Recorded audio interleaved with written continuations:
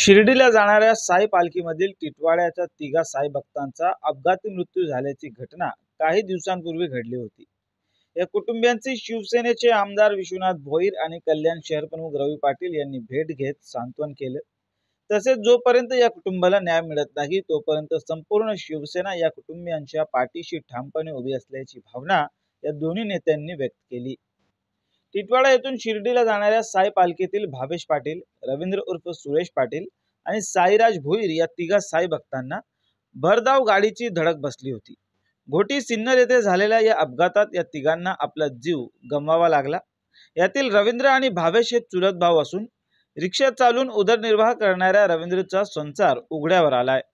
याबाबत माहिती समजताच शिवसेनेचे कल्याण पश्चिम विधानसभा मतदारसंघाचे आमदार विश्वनाथ भोईर आणि कल्याण शहर प्रमुख रवी पाटील यांनी आज या तिन्ही कुटुंबियांची भेट घेत त्यांचे सांत्वन केले। यावेळी इतकी गंभीर घटना घडूनही पोलिसांनी संबंधित गाडी चालकाला अद्याप कोणतीही कारवाई न केल्याची माहिती पाटील कुटुंबियांनी आमदार विश्वनाथ भोईर आणि शहर प्रमुख रवी पाटील यांना दिली आहे। तसेच या प्रकरणी आम्हाला न्याय मिळवून देण्याचे साकडेही या दोन्ही कुटुंबियांनी घातले।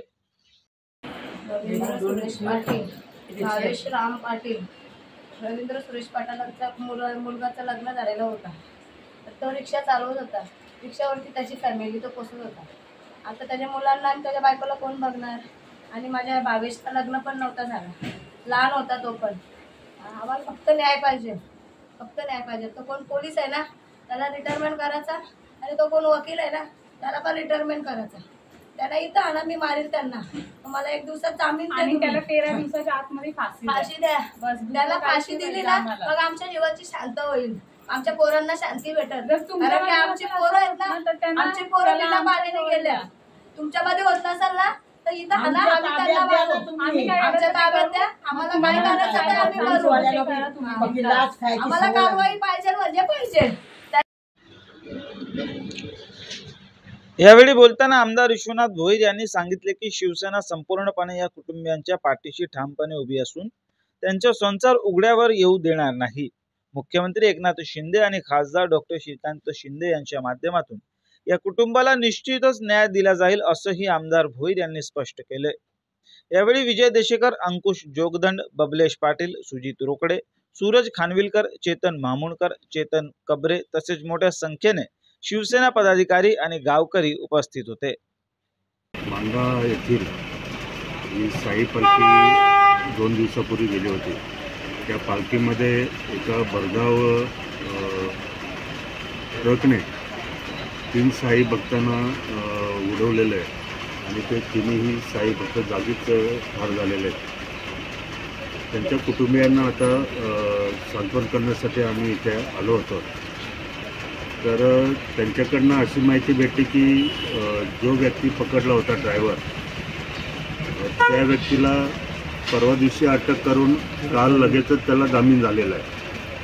म्हणजे जे इन्व्हेस्टिगेशन ऑफिसर होते आयओ, त्यांनी कुठल्या पद्धतीने तपास केला, 3 व्यक्तींचा जीव जातो, कुठले कलम लावले की त्या व्यक्तीला कोर्टात हजर केला आणि लगेचच जामीन झाला, याची सुद्धा चौकशी केली जाईल। आणि तो जो अधिकारी आहे पाटील म्हणून, त्याच्यावर राजू पाटील म्हणून, त्याच्यावर कठोर कारवाई, बडतर्फीची कारवाई केली जाईल आणि ह्या कुटुंबाला न्याय मिळवून दिला जाईल। जो व्यक्ती काल सुटलेला आहे कोर्टातून, त्याच्या विरुद्ध अपील केलं जाईल आणि ते अपील करून त्या व्यक्तीला पुन्हा अटक करण्याचा प्रयत्न केला जाईल, आणि तशा पद्धतीचं काम आम्ही करणार आहोत। ह्या कुटुंबात हे जी मुलं गेलेली आहेत हे सर्व कमवते लोक होते।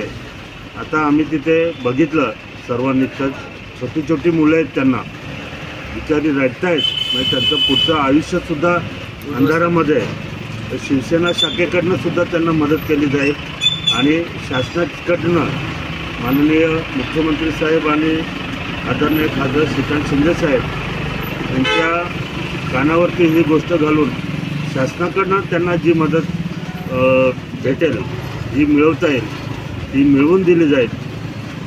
आपण त्यांचं दुःख वाटून घेऊ शकत नाही, परंतु ते हलकं करण्याचा जास्तीत जास्त प्रयत्न शिवसेना कल्याण शहर शाखा, मी स्वतः आमदार विश्वनाथ भोईर, शहरप्रमुख रवी पाटील आणि आमचे सर्व पदाधिकारी त्या कुटुंबाच्या सतत मागे राहणार. ही साई पालखीमध्ये जो अपघात झालेला आहे त्या अपघातमध्ये जे मृत्युमुखी पडलेले जे पाटील कुटुंबीय आहे त्यांची भेट घेण्यासाठी आमदार साहेब आणि मी आणि आमचे सर्व पक्षाचे कार्यकर्ते या ठिकाणी आलेलो आहोत. आज हे दुःख इतकं मोठं आहे की ते कोणीही त्यांना त्या दुःखामध्ये किती जरी प्रयत्न केला तरी ते दुःख कमी करू शकत नाही. अशा प्रकारचं दुःख आहे. आणि ही सगळी मुलं तरुण होती आणि ज्या ठिकाणी घोटी या ठिकाणी हा जो प्रकार घडला त्या ठिकाणी 4 चाकी वाहनाने त्यांना बेधडकपणे निर्दयीपणे त्यांना उडवलेलं आहे. आणि जो चालक होता ज्याला अटक केली तो बोगस आहे अशी आमची माहिती आहे. त्याचा मूळ मालक जो होता या गाडीचा तो दारू पिऊन ही गाडी चालवत होता अशी पूर्णपणे आमच्याकडे माहिती आहे. आणि त्या आरोपींना खोटे कागदपत्र तयार करून आरोपी सादर करणं आणि जो पोलीस अधिकारी राजू पाटील यांनी ज्या पद्धतीने त्या मृत्युमुखी पडलेल्या लोकांच्या नातेवाईकांशी चर्चा केली त्या पद्धतीने ते पूर्णपणे मॅनेज आहेत. त्यांना तातडीने बडतर्फ करावं, त्यांच्यावर कारवाई करावी. कोर्टाने पण त्यांना कुठल्या प्रकारे जामीन दिला याचाही पुढच्या कोर्टामध्ये तातडीने त्याच्यावर न्याय मिळावा याच्यासाठी आदरणीय महाराष्ट्राचे मुख्यमंत्री एकनाथ शिंदे साहेब, डॉक्टर श्रीकांत शिंदे साहेब आणि आमदार साहेब आणि आम्ही सर्वजण त्या लोकांना न्याय मिळवून देण्यासाठी या ठिकाणी प्रयत्न करणार.